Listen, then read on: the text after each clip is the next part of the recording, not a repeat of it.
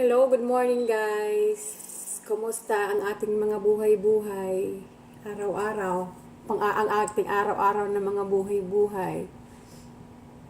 Sana okay lang. Nasa mabuti kayong kalagayan. In a good health also. Guys, may share lang ako sa inyo. Yung tungkol sa kung paano natin marireach yung 4,000 watch hour ni Lolo.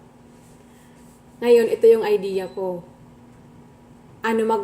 Pag mag-upload ng video, halimbawa yung mga friends natin sa YouTube, bawat mag-upload ng video, magko-comment tayo.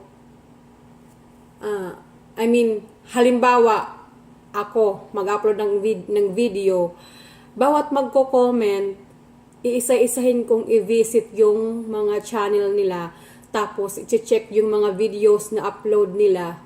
Kahit mabago man yun or maluma, panonoorin ko para sigurado na makakadagdag ako ng mga watch hour ninyo.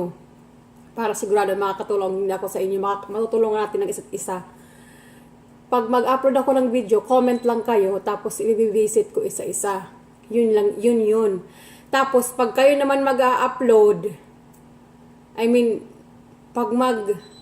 tawag doon, hindi ko maano yung point. Hindi ko pinpoint. Basta yun, kasi hindi naman lahat ng tayong mga YouTuber sabay-sabay nag-o-online eh. So, pag halimbawa may mag-live na isa, hindi naman yun lahat makakapasok dahil yung iba tulog, yung iba busy sa trabaho. O paano yun magkakasabay-sabay manood. So, pag may mag-a-upload ng video,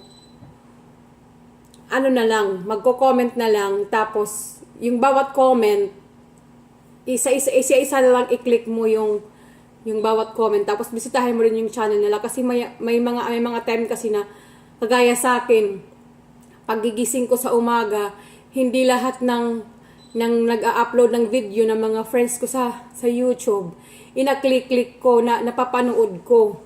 Hindi lahat kasi may mga time na parang hindi lahat nagre-rehistro sa kahit nakaklik pa yung notification bell nila, kahit clinic ko pa yun, hindi lahat nagre-rehistro sa sa timeline ko, sa notification ko.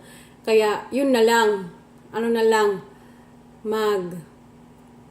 tawag doon, pag bawat mag-upload ng video, mag-comment na lang, tapos yung comment na yun, isa-isa na lang i-visit yung account, yung channel nila, tapos manonood din, gaganti rin sa panonood ng video nila ng mga kapwa YouTuber. Yun. Sana, hindi naman to sa pilitan eh. Kung sino lang yung may gustong mag-join, kung sino lang yung may gustong ma-reach agad yung 4,000 views. 4,000 watch hour na ni Lolo, na requirements ni Lolo. Yun lang yun. Comment na lang guys kung sino yung may gustong sumali. Basta ako, yun yung gagawin ko. Bawat bago kong upload, bawat magko-comment, isa-isa kong i-visit yung mga channel nila. Tapos manonood din ako ng mga videos nila kahit maluma or bago yun. Tapos magko-comment din ako para malaman nila na pinanood ko talaga yun. And I promise na mahigit 5 minutes, kahit mahigit 5 minutes yung yung panood ko, para siguradong pasok sa banga ni Lolo. Para hindi matrash lang yun. Yun lang yun guys. Sana maging okay to.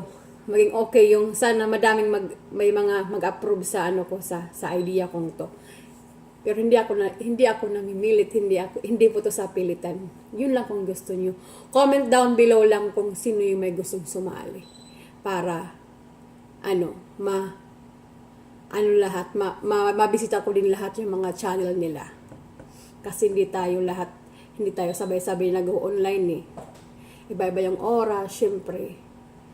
Kaya yun na lang yung ideya ko para makadagdag. Kahit paano makadagdag ako or tayo, madagdagan natin ang bawat isa sa atin yung mga watch hour natin. Yun lang yun guys. Maraming salamat. Sana magustuhan niyo yung idea ko.